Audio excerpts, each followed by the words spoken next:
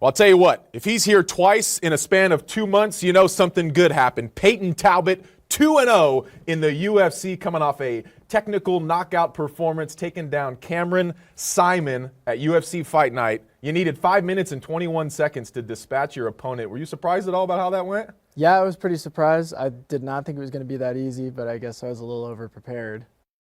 Yeah, you got him on strike. So I should let people know your previous fight you had won in the UFC via rear naked choke. So you can get it done via submission. You can get it done via strikes. What did it feel like to be pulled away from your opponent as you were beating him there and get the win? It felt great. That's usually where I like to finish the fight, is a TKO, because that's just like a, pretty firm stamp on like you lost. So, submissions can be flukes, but I like to show that I'm a Swiss Army knife. So I like to, my last fight I got the rear naked choke, and then this one a knockout, and then maybe we'll see what happens for the next one. Well, you were certainly a trendy name in the UFC, as if you weren't already. We had you here in early February, and the buzz was already starting to build, and then you get this incredible performance against Cameron. Performance of the night bonus from the UFC, which has put a cool $50K in your pocket. Don't mean to release your taxes here, but it's common knowledge. You got to just be on top of the world right now, man. This happened 5 days ago. Yeah, I'm just super happy, and it's been somewhat surreal, and all the internet buzz has been like just crazy to observe.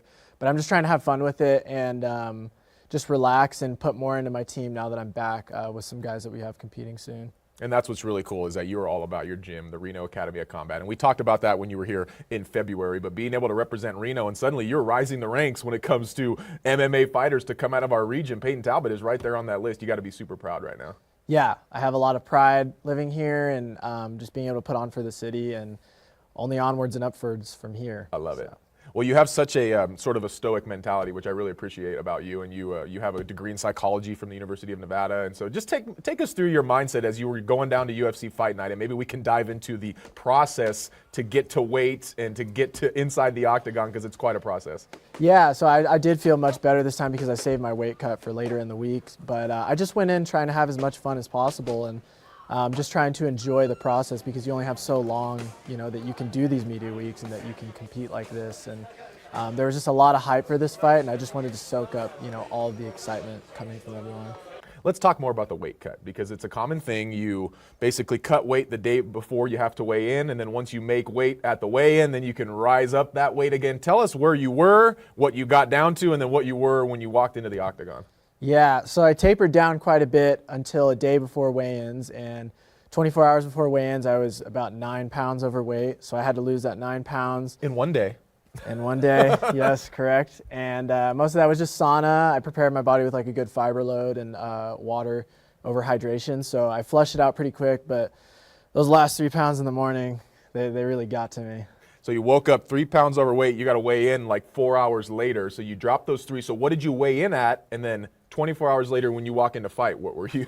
So I stepped on the scale at 135.5, and then before I stepped in the cage, they weighed me, I was 157, so. Okay, a quick math, journalist math, I think that's about 22 pounds. Yeah. How the heck do you gain 22 pounds in a day, and how do you feel after that? Oh, I felt like a tank. I felt like an immovable object. But a lot of it's fluid, a lot of it's water, and the right kind of fluids, and eating the right kind of foods at the right time to give your stomach time to repair its enzymes. And I just eat everything in sight once my stomach's good. And the euphoria you get when all of those carbs are going into your muscles is just insane. There's nothing like it. Eating everything in sight sounds like a pretty good gig, but that really is the game within the game. Preparing for this fight, there's so much that goes into it outside of, watching film on your opponent and obviously training and whatnot. Speaking of your opponent, sometimes there will be bad blood going into fights, and sometimes maybe that's commercialized a little bit to, add some spice to it. You and Cameron had bumped into each other a bunch. You had exchanged pleasantries.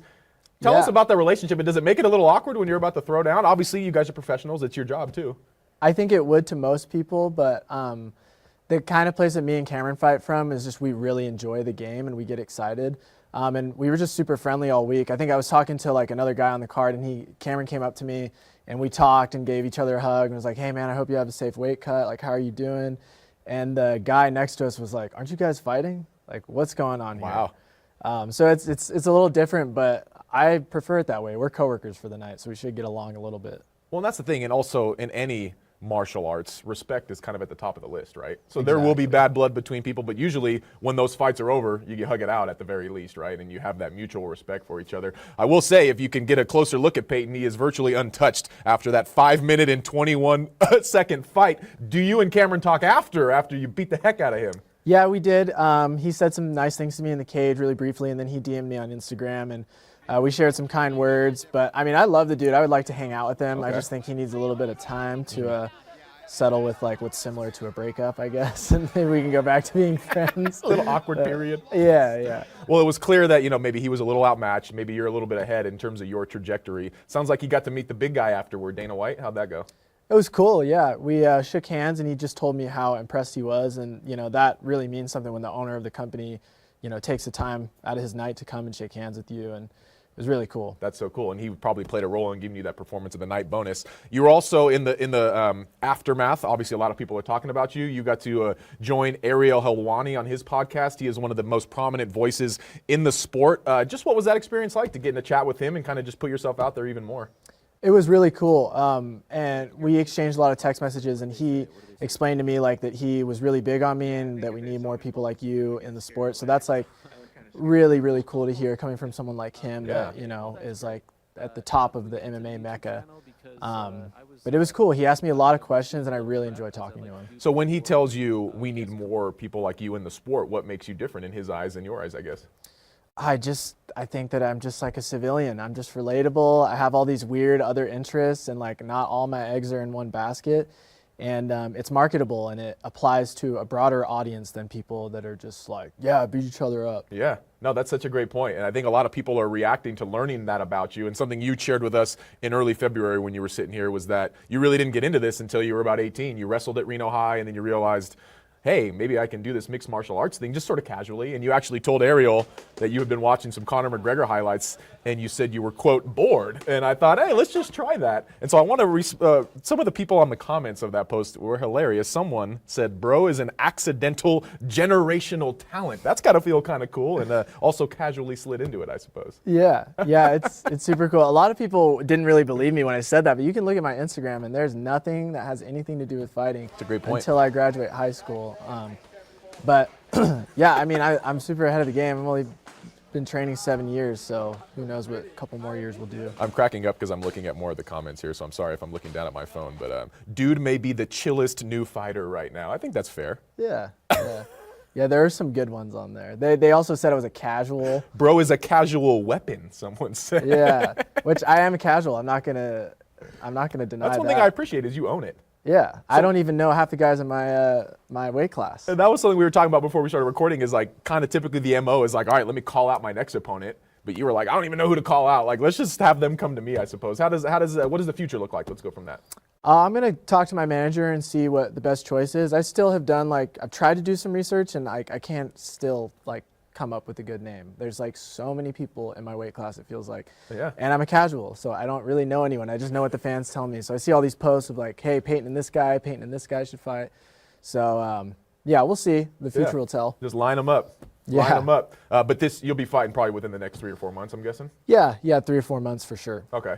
I think there's something to be said for, having a vision of making this happen and working your way toward it. And then your angle is let me just try this and see what sticks. And sure enough, here you are on the MMA map. I mean, have you surprised yourself at all throughout this? A little bit. I didn't think it was going to happen so fast. I always knew I had it in me, but the amount of just exponential growth I've had has been really cool to watch. And you doubt yourself on the way up a little bit, which is healthy. But after a performance like Cameron, the one that I had, it really just solidifies how confident you can be in your head, and then it goes and speaks towards that manifestation of, you know what, maybe I am that guy, maybe I can do this. I can imagine that feeling, which I asked you about a second ago, of being pulled away from your opponent and knowing that the fight has just ended has got to be so surreal. Take us through the celebration. You kind of had a couple hops, and you did a little flex and a little shake. What's that all about? Yeah, not my best.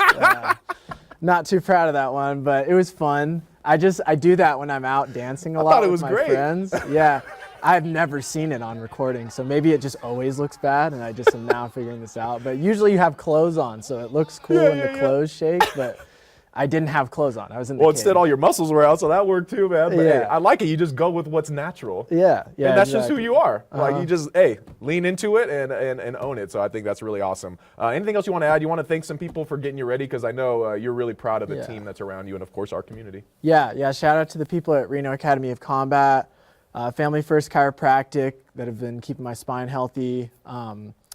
Mike Kelly has been, putting more weight on these muscles, so Yeah. that's always great. Pro Bar Meals have been giving me a lot of protein, and if you guys want more or interested, I'm going to be posting a lot more content on YouTube, and it's not very normal, so.